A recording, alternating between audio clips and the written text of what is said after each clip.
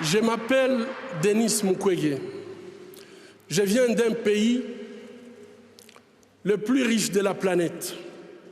Pourtant, le peuple de mon pays est parmi les plus pauvres du monde.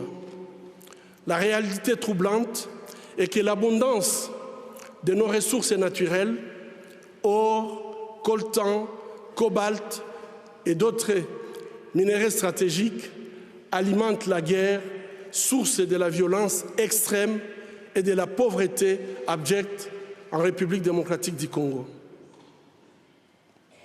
Nous aimons tous les belles voitures, les bijoux, les gadgets. J'ai moi-même un smartphone.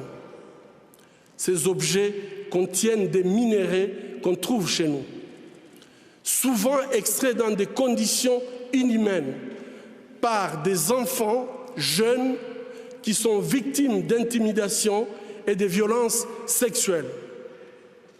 En conduisant votre voiture électrique, en utilisant votre smartphone, en admirant vos bijoux, réfléchissez un instant au coût humain de la fabrication de ces objets.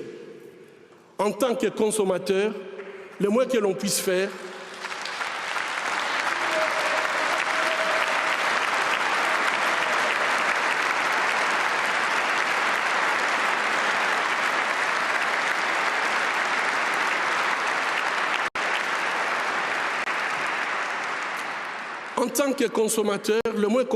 faire, est d'insister que ces produits soient fabriqués dans le respect de la dignité humaine. Fermer les yeux devant les drames, c'est être complice. Ce ne sont pas seulement les auteurs de violences qui sont responsables de leurs crimes, mais aussi ceux qui choisissent de détourner les regards.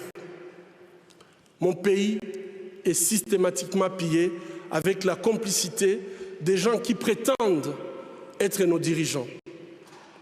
Pillés pour leur pouvoir, pillés pour leurs richesses et leur gloire, pillés aux dépens des millions d'hommes, de femmes et d'enfants innocents, abandonnés dans une misère externe, tandis que les bénéfices de nos minéraux finissent sur les comptes opaques d'une oligarchie prédatrice.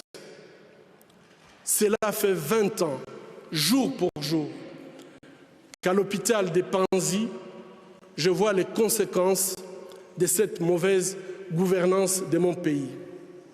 Bébés, filles, jeunes femmes, mères, grand-mères, et aussi les hommes et les garçons violés de façon cruelle, souvent en public,